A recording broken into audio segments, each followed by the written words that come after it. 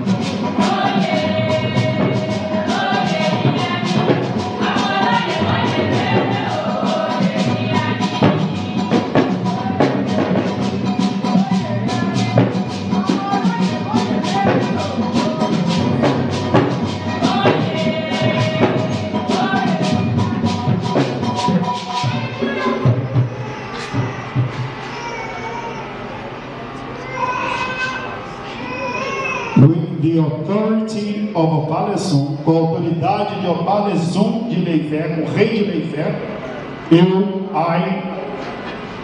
Oba Apetu Obatala Temple, Willer De Almeida,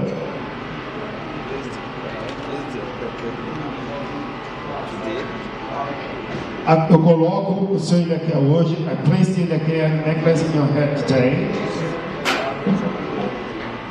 May you live long, você tenha uma vida longa. May you be this brilliant, beautiful person you've always been. Seja essa pessoa linda e boa e great ocean, great priestesses e grandes sacerdotisas como sempre foi. And above all, a great mother and a great wife. E também uma grande mãe e uma grande esposa. Axé.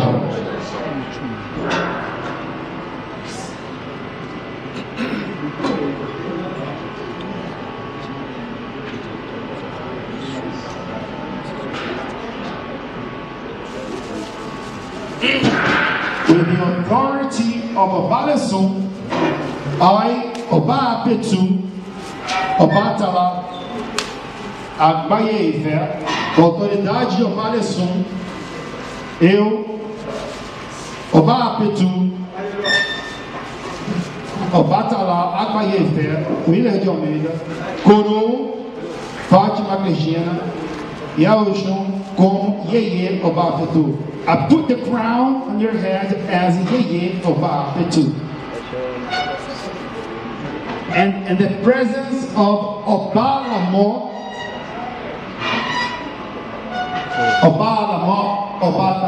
Obatala Eruadaji Oba, Eruadaji.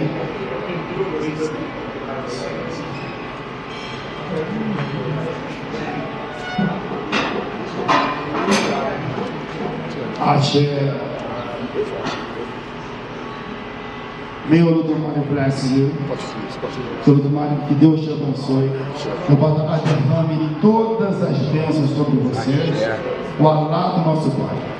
Você e eu temos vindo a esse país há tantos anos, buscando conhecimento, buscando fundamento, aplicando conhecimento, aplicando fundamento. E chegamos onde nós chegamos. Axé. Axé.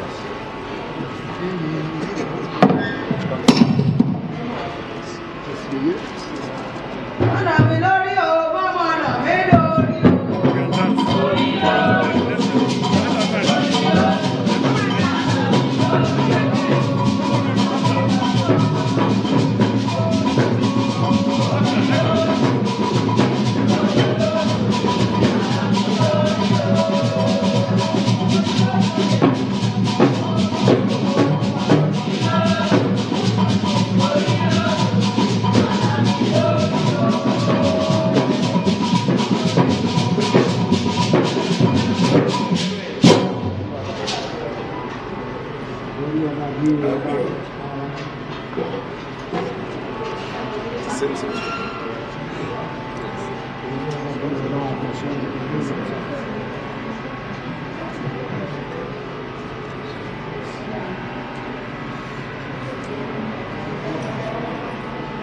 Efumbolade Facundo, Dr. João Reis, dos maiores cirurgiões vasculares do Brasil e grande sacerdote, one of the greatest surgeon in Brazil, and a great priest. By the authority of Oba Apetu, pela autoridade do rei de Ile Ife, Oba Apetu, the king of Ile Ife, and the presence of the king Obatala, I put this necklace, coloco esse cordão sagrado, é o símbolo, é como se fosse um distintivo do governo, no seu pescoço, como aquele que está sentado à esquerda do rei. Osi Oba Apetu.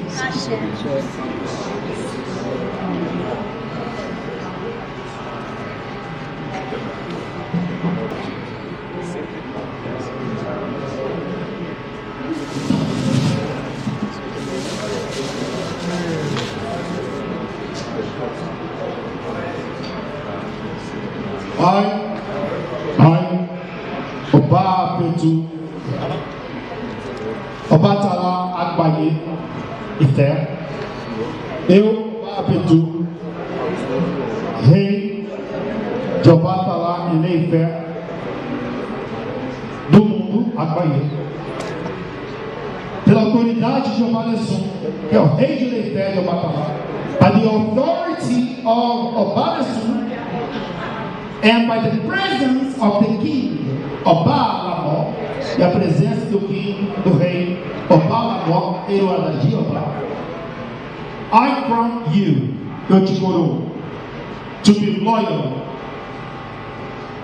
and to be my Osi Oba Apetu, in the mission of Obatala in Rio.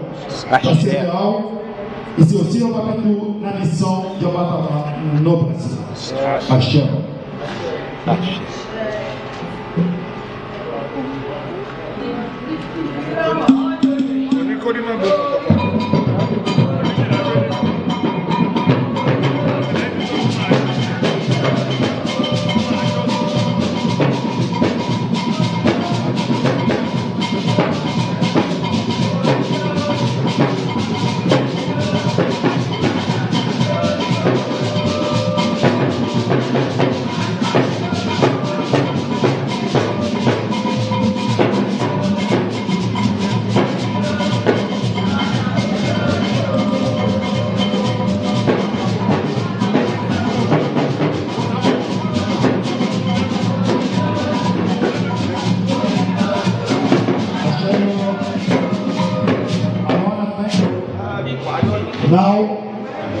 Agora eu tenho que dar continuidade à minha coroação. I have to continue the Oba Istoro by the presence of Obatala. He's calling me to go. Está me chamando para os rituais que eu tenho que terminar e fazer, né? E I want to thank the very life. It's a great channel. Thank you for coming. Obrigado por vir. E thank you all. Thank you, and Dambemi Efonshola, for being with us. Show. Epa, Orisha. Orisha, epa. Epa, Orisha. Orisha, epa. Epa, Orisha. Orisha, epa. I want everybody to be clear with what he came here to do. He was here to do today. Sorry. Then let me translate for my people. Okay. Brazil, speak slowly, please. Everything is doing here today is with the authority of Oba Apetu. Eu quero que todos saibam que eu, como rei, ele veio aqui com a autoridade do Oba Apetu, que é o rei de Ile Ife, de todo mundo. Oba Apetu Agbaye, because we are in the festival mode and our festival continues. Nós estamos no meio de grande festival. This tradition in the temple, and that was the reason that Oba Apetu gave him all authority and permission to perform this tradition, coronation and installation of Yeye Oba Apetu. and Osi Oba Apetu. Yes, because they are going to represent, they are going to work hand in hand with him, Oba Apetu, Obatala Agbaye. They are going to work hand in hand with him in his temple in Brazil. You know, king can function alone. So you have to have your chiefs, your subordinates that will work with you.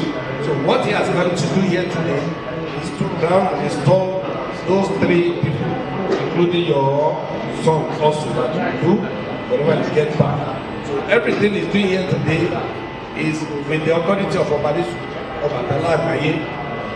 No apology for that.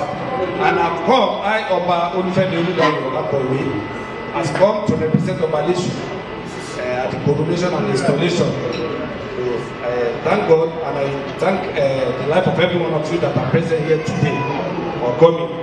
Now, Oba Apetu, this word is in your hand. This word is in your hand.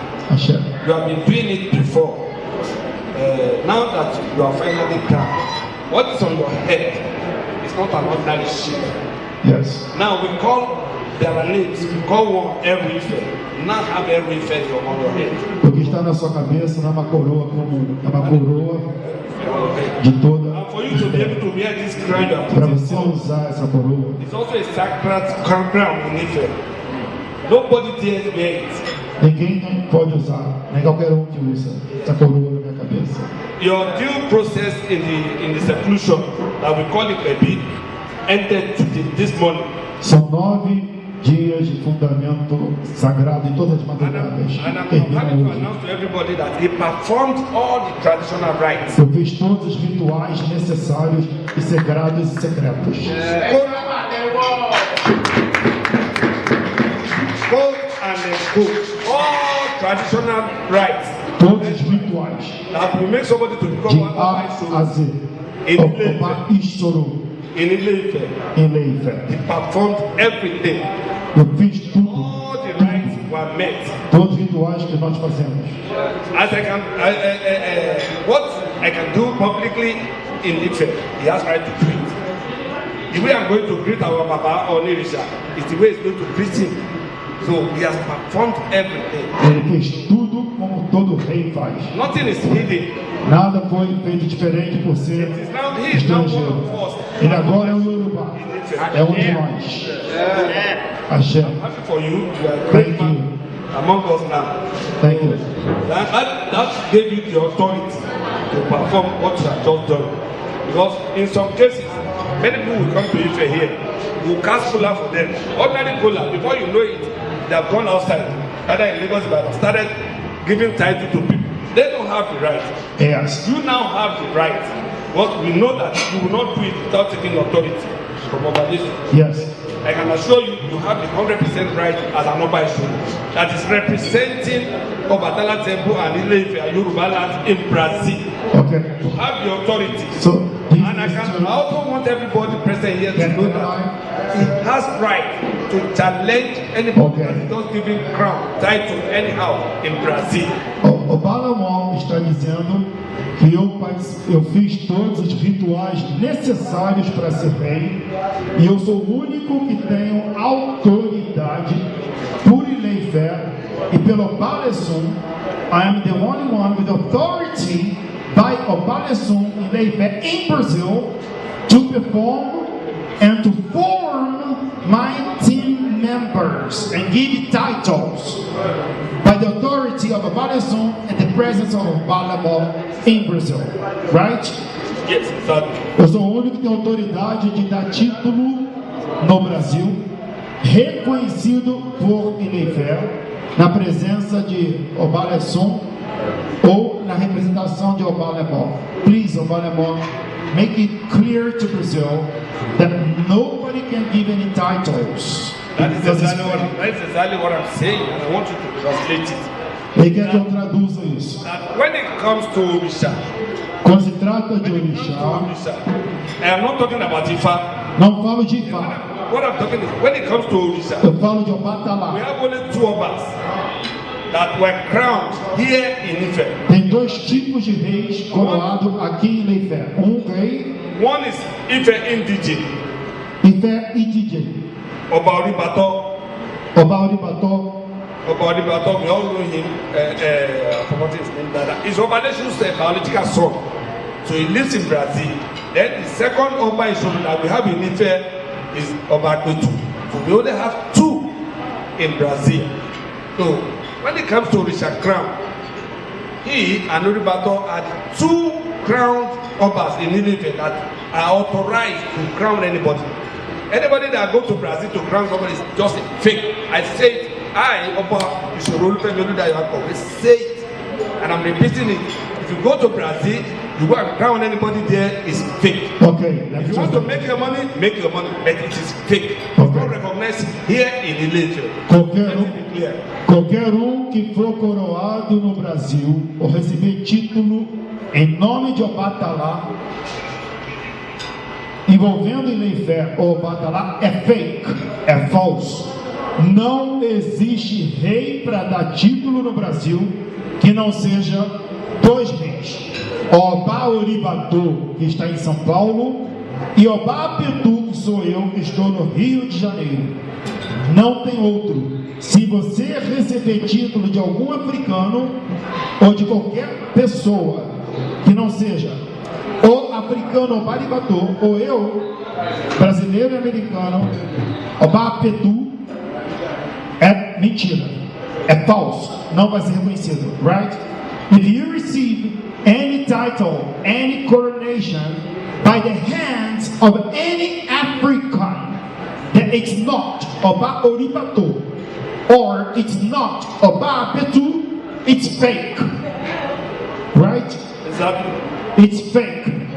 It's being endorsed by the king in the presence of Obalamo, representing Oba Lesu.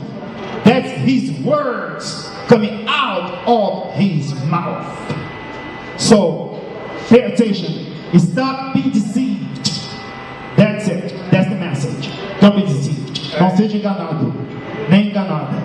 Não receba bênçãos e títulos de ninguém no Brasil que não seja das minhas mãos ou das mãos de Oba Oribato. Shell. To clear it all, I want us to understand it. When it comes to chieftaincy affairs in Obatala worldwide, I can hear you other people talking. when it comes to chieftaincy title in Obatala worldwide, I am the chairman of Title Holders Committee, and I've been the chairman of Title Holders Committee for 5 years. So anything title, I am familiar with it. Before you become an Oba in Obatala Temple, you have to pass through my table. I have to recommend you to Oba Lesu after conducting all the investigation. So saying this, standing in your presence here, saying this among my people here, you should know that I know what I'm talking about. I'm not flattering, and I've not come here. I'm not taking penny from him. All I make sure that he did, he performed all his traditional rites. So I am not saying if he decided to appreciate it, no problem about that. Because I don't take bribe and I don't take money from people. Me or you, mommy. So I am very strict when it comes to appointing or to giving people title in Obatala Temple. Many people have done it. We cast color for them. Before you know it, they go outside, go to Lagos, Ibadan, started to appoint, to install people. They themselves are not king. We have not made them king. You see them going abroad to make people king. And they themselves, they don't have anything on their head. And before you can make somebody king, you have to come to Ife. There are temples in Ife. I'm not saying only Obatala Temple. We have Oromia Temple, you can be made king there, is Orisha king. You have Olorogo there, if you are made king there, you are Orisha king. We have Akiri there, we have Orisha Obatala. We have many temples here. The moment you are crowned in any of the temple, you are a recognized king. Because you cannot be crowned in Ife without the knowledge of all the lodgers, of all the head of Orishas. But many people, when the moment you cast color for them, they will not perform their traditional rites. All you know, all you see, is that they started giving crown to people. And you know, they capitalize on CAC certificate. Oba, does CAC certificate have valuable tradition? No. So they are now using it. They are they stand on the existing protocol of a CAC certificate. They were going up and down. I've registered my association, I've registered my temple with CAC, and we want the whole world to know that CAC certificate is not superior to tradition, our tradition and culture. So nobody should just go parading himself with CAC certificate. No, you register your business when you have your CAC certificate. If you want to become an Oba, come to Ile Ife. You can go to any temple in Ile Ife and become an Oba. It's recognized. So, Oba, and I want to also advise us, those who have cast polar or refuse to come and perform their rights, we should erase them. Withdraw their whatever authority we give to them. Let us sanitize this institution. So let us sanitize Ife. So that's the area I'm going to. My brothers and sisters that are here. So, Oba Apetu, congratulations. Thank you. Let me go to the response. Adúpẹ́ lọ́pọ̀lọpọ̀ lọ́wọ́ ọba lẹ́sìn ọlọ́jà, adúpẹ́ pàtàkì lọ́wọ́ ọba alámọ̀. Ẹyẹ èèyàn wa, ẹ ṣé tí ẹ wá o. Ètò ọdún Ọbàtálá tí wọ́n ń ṣe gẹ́gẹ́ bí ó ṣe lọ lọ́wọ́ Ọba Apetu àti ọba alámọ̀ ọmọ tí wá sílẹ̀ nísìn. Ẹ jẹ́ ká jókòó agbádùn jíjẹ mímu pẹ̀lú ìdárayá tó wà. Ẹ̀tọ́ lẹ́rù tí mẹ́rù ẹ̀ lọ. Ẹ má bínú o. Báyìí nínú ọdún Ọbàtálá ẹ̀mejìlá máa ń lé fi kíní funfun tó wà lára ẹ̀ lọ́dún ní ọdún Ọbàtálá ìpéwọ̀ ìmọ̀ ìfẹ́ kó lé tèmi. Èyí tó bá ti jọba àṣìwọ̀n lọ́dọ̀ọ̀bà tó bá wà ní Ifẹ̀ tó o bá lé o gbọ́dọ̀ lé kan nú ẹ̀ èèwọ̀ ní mi ìdẹ̀fẹ́ kó jẹ́ èèwọ̀ ni mo ṣe tètè wá mú pé ó wà ń fẹ́ ó dẹ̀ gbọ́dọ̀ lé tèmi. Ó ní àǹfààní àtúndì ọ̀fẹ́ pé 23 yẹn dájú kádìpọ̀ sì máa wà ní 23 ni màá fi lẹ̀ ojú òkú ẹ̀ bá dẹ̀ gbọ́n ti 23 àmà lé fi ẹ má bínú mo mú nǹkan mi lọ.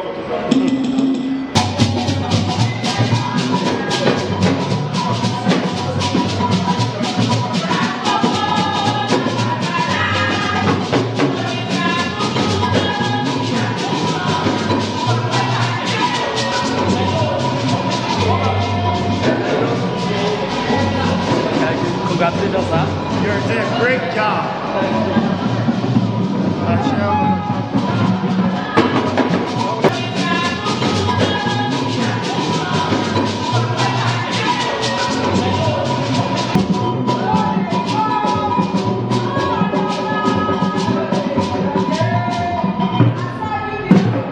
Sir, please, can you just tell us what's happening here right now, sir?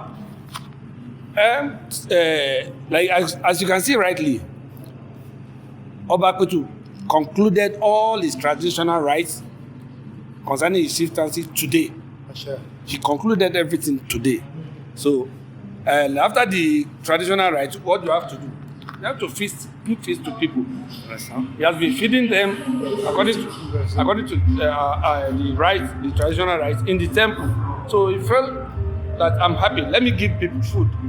So our dining and wining here today is just to give people that don't have the opportunity to come to the temple food. Yes, so that's what happened here today. Yes, sir. Thank you, sir. Please, can you just tell us the meaning of Oba Apetu for those who want to know about it? It's a long story. Okay, just tell us. Okay. You see, Oba Apetu is a very strong name in Obatala. Etu is one of the wife is one of the wife of Obatala that he loves. So Obatala know that no, this is my wife. He has to be very useful to my children, to my people. So he turned her to Etu. Like he don't want to stick, walking stick. So Obatala turned some of his wife into many things that will be useful for us, his children. So now, wherever we want to appease Obatala, like there are things that we use to appease Obatala: ewúrẹ́, ẹtù, ẹyẹlé, ìgbín, eku ẹja, dry one. But ẹtù is very, very important. So using ẹtù, wherever we want to use it, we must also refer to him. Okay. It's like it's the authority now. So the title is that is representing Obatala, one of the beloved wife of Obatala in the temple. Yes, sir. Thank you very much, sir. Please, sir, this title, is it only for Brazilians or the entire world or Yoruba land alone? Oba Apetu Agbaye. Agbaye means worldwide. Yes. Yes. Thank you, sir. See, that title now, he's the only one that can bear that title for now until when it's late. Yes, sir. Thank you. Please, sir, just to clear the hair, sir, for Yorubas who do not really understand, now, is it that this title should be given to anybody or anybody can get it? In Obatala Temple, nobody can give it to anybody again. Okay. And anybody that give it to anybody outside is impersonation. Yes, sir. Speak. Okay, sir. If anybody does that in Brazil, he can sue that person. Okay. He has the authority to sue that person. Yes, sir. Is there any special qualification for the title? When you are talking about qualification, yes, sir, we find out that he's qualified before we allow him. We gave him the name. Okay. Did you come with the name? Okay. We consult. We didn't just give name. We consult. We consult Ifa Orunmila. Yes. So it was one. Ifa was the one that revealed the name to him. Okay, sir. So not that it was not mathematics. Okay. Thank you very much, sir. We are only asking for those because we post the video for people to know. Yes, sir. Please, can you tell us how happy you are today, sir? I'm so happy because there are a lot of fake people in Brazil, and the truth has to come to the light. And now that I have the authority by Ile Ife, and I have the support by Obalesun, Obalamo, all of the Obas, I can do a great job in Brazil because I know that Araba, Shamari, Yaolukokemi, Ifa, Ile Ife, great, powerful people are behind my job. I'm not alone. So I have them to support my path, my journey. All right, thank you, sir. In addition, okay, please. Yes, sir. What we were saying is just about Orisha. Okay. He cannot challenge anything Ifa. Yes, before he does that, he has to get in touch with Araba. It's Oluwo. Okay. So we the Orishas, we are not saying he should go there and start challenging Ifa people. Are you getting it now? Yes, from our table, we didn't give him the right to go and challenge anybody that is using Ifa to do anything. Ifa is quite different from Orisha. None of our problem. But when it comes to Orisha, we stand by it. By that authority, we stand by it. Because I have to clarify it. Before they will say, Obalamo has given him power over all. No. It is anything related to Orisha. That's what I was saying. Thank you, sir. Thank you, sir. Please, sir, Araba, I would like to ask you one or two questions. This is a camera scene. Okay. All right. Thank you, sir. Please, can you introduce yourself to the viewers? In English or Yoruba? Yoruba, English okay. In general. Yes. Okay. My name is Olatunji, the son of Shomoni. I love to say it that way. I am the Arab of Operation. Okay, sorry. So briefly, please, can you just tell us what is happening here today? Oh, what is happening here today is that my good friend, my business partner, Willer De Almeida from Brazil, has been installed and coronated as the Oba Apetu Obatala Agbaye with the authority of Obalesu and the special assistance of Obalamo. So he came here with his family. And after being chosen as that ambassador of Orisha from Ile Ife to Brazil, he decided to have a mini cabinet people that will join him to raise the flag of Obatala Ile Ife high everywhere in the whole world. And he sought the authority of Obalesu, the Lord Editor, before he's doing it. So today, he has honored his wife as Yeye Oba Apetu. He has honored Dr. Joe Fatumbi as Osi Oba Apetu. And he has the authority to go back home and honor his son as Otu Oba Apetu. These are people that will join him to project the flag of Obatala and Ile Ife high wherever he goes. Thank you very much, sir. Thank you.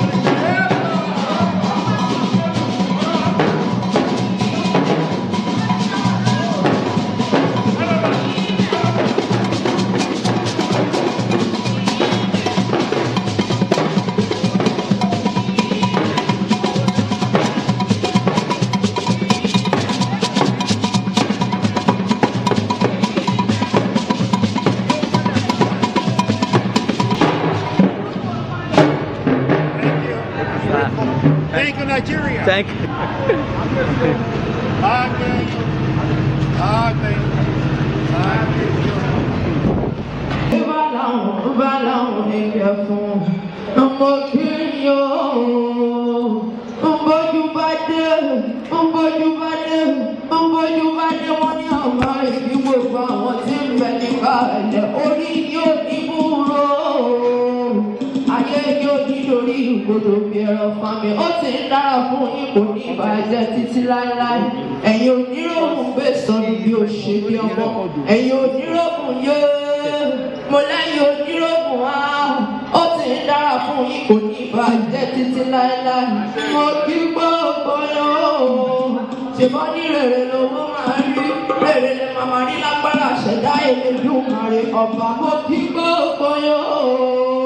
Obatala, Orisha a ò ní dáàbò tí n fi gbẹ́gìrì ìjẹ̀ka àfàìmọ̀ ní omi oníbà nídèkà rẹ̀ ọmọ oríire ní sunkún àìtè gbẹ̀gẹ̀dẹ̀ gbẹ̀gẹ̀dẹ̀ gbẹ̀gẹ̀dẹ̀ gbẹ̀gẹ̀dẹ̀ gbẹ̀gẹ̀dẹ̀ gbẹ̀gẹ̀dẹ̀ lẹ́yìn kù ní ẹ̀fọn láyé alágbẹ̀dẹ ọ̀run mọ̀rímọ̀rí mọ̀rímọ̀rí mọ̀rímọ̀rí tí mọ̀rí ọmọ tuntun òrìṣà yé àlùkò tí ń dọ́sùn mi ìlèkélèké tó ń jíire pẹ̀lú àlà funfun Ọbatala Ọbatala bàbá bàbá arúgbó agbókò àgbẹ̀pẹ̀ ẹ̀kún ni àrùn márùnsẹ̀ lásán Ọbatala torí àgùnké torí àrọ torí àfọ́jú ló ṣe ń lọ ní òrìṣà ńlá olómi ìtutù àgbọ̀n tí ò rí bí bàbá arúgbó ni ò dáhùn sí i ẹ bá mi bẹ òrìṣà ńlá tó wá fomi tútù ṣe tèmi òrìṣà yóò pa Ọbatala èdèkédèké tó ń dílé pẹ̀lú àlọ́ òfófó àlùkò tí ń ṣòfò ló sùn ní àdígbẹ̀gẹ̀dẹ̀ gbẹ̀gẹ̀dẹ̀ gbẹ̀gẹ̀dẹ̀ gbẹ̀gẹ̀dẹ̀ lẹ́yìn kùrí ẹ̀fọ́ láyé alágbẹ̀dẹ ọ̀run mọ̀rímọ̀rí mọ̀rímọ̀rí mọ̀rímọ̀rí tí ń mọ̀rí gbogbo ènìyàn pátápátá mo kí gbogbo yóò ṣèbí Ilé Ifẹ̀ ni mo wà yìí àdúró kí wọ́n ní fẹ́ òní àbẹ̀rẹ̀ kí wọ́n ní fẹ́ òye ètò ńlá tó bẹ̀rẹ̀ láti kí wọ́n ní fẹ́ òye dáyé ilé o.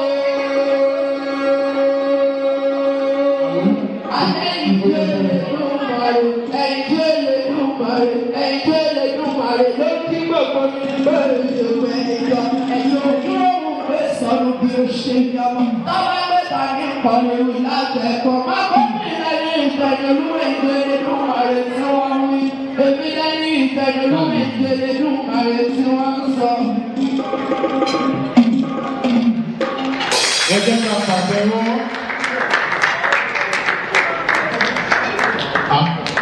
Ẹyinjú ṣe máa yá mi lóhùn àròyìn àdébí náà máa lò.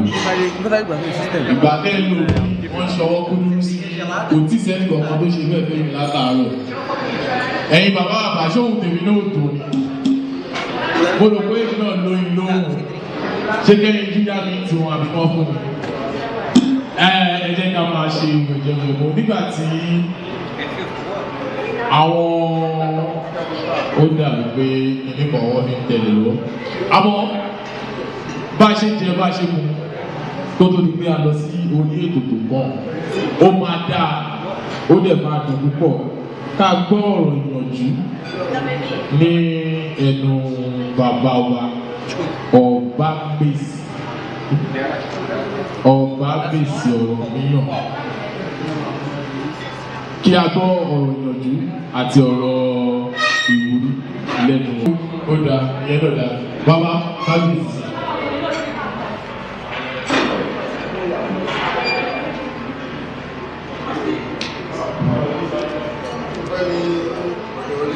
Ọba tó dá wa ọba tó mú wa ọba tó yẹ pé onìkan náà ṣoṣo náà ni ó ń pàṣẹ lórí látòkè tẹ̀ tí kò sí ẹni tó lè pàṣẹ lẹ́yìn ẹ̀ ọba tó ń fi ọba jẹ ọba kan ṣoṣo ọba lẹ́yìn ọba lánàá kábíyèsí ní ayérayé àìnípẹ̀kun òun ló jẹ́ kí ọjọ́ ìdìbò wá sí ayé àdúpẹ́ lọ́wọ́ Ọlọ́run Olódùmarè ẹnu ọpẹ́ wa nǹkan ìyànjú tí mo kàn fẹ́ gbà ní ọdún yìí pé ìṣẹ̀ṣe wa ìṣẹ̀ṣe ilẹ̀ wa ẹ jẹ́ ká gbé dáadáa ẹ jẹ́ ká túbọ̀ máa gbé dáadáa lárugẹ tẹ́ bá wo nǹkan tó gbọ́ àgbà yìí nìsín ìṣẹ̀ṣe ló gbọ́ wá dé láti yàyà Brazil wọ́n ti wá bá wa ṣe kí ló wá mú àwa tá a jẹ́ Yorùbá wa tó jẹ́ pé ìṣẹ̀ṣe kò tó wá lójú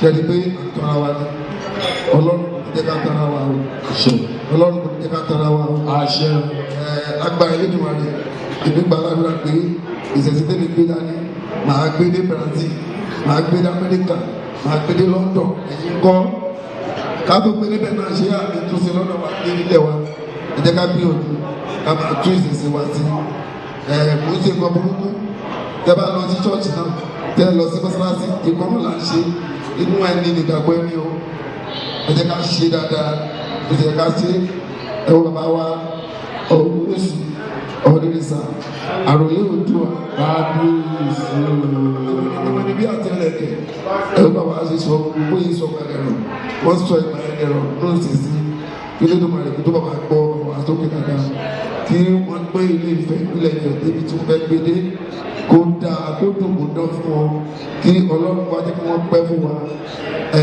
àpẹ́ ikú fún wa báyìí kí wọ́n jogún kí wọ́n jatọ́ kí wọ́n fọ́ pawó kí wọ́n ti rìn tóbi bí àwọn aláàgbẹ̀ pàṣẹ tọrọ fún wọn kórè bẹ̀fẹ̀ ní kọ̀ọ̀kan wa àti gbogbo àwọn ọba wa èyí tó wà ní gbogbo ilẹ̀ Ifẹ̀ pátápátá débi ilẹ̀ Oòduà tí gbogbo àwọn àgbáyé lápapọ̀ àti gbogbo àwọn ọba wa ti tọjọ́ yìí gbogbo àjọ máa gbó àjọ máa tọ́ àdúrábúrò àdísàìsàn àìsàn wa o gbogbo ẹni tẹ́ wá wá sí ilé náà àdìdébárí àrìnàkórí àkóyá ibi àdìdélé lọ kú a máa pèlè sí orí ní o bẹ́ẹ̀ ló máa rí wọ́n ní tó wọ́n ní tó fẹ́ tó dùn wọ́n lọ́rọ̀ ọmọ ìrìnkì àrùgbà sọ lóde ìdébí ó bá mẹ́sì gbogbo lẹ́fẹ́ ọ̀pá mẹ́sì gbogbo lẹ́fẹ́ sọ lóde ó ti dàsí sínú ayé wọn bẹ́ẹ̀ ló máa rí ẹ̀dọ́ ní sẹ́ńtà máa dábọ̀ fún àjẹkórí bẹ́ẹ̀ àṣẹ tó bàbá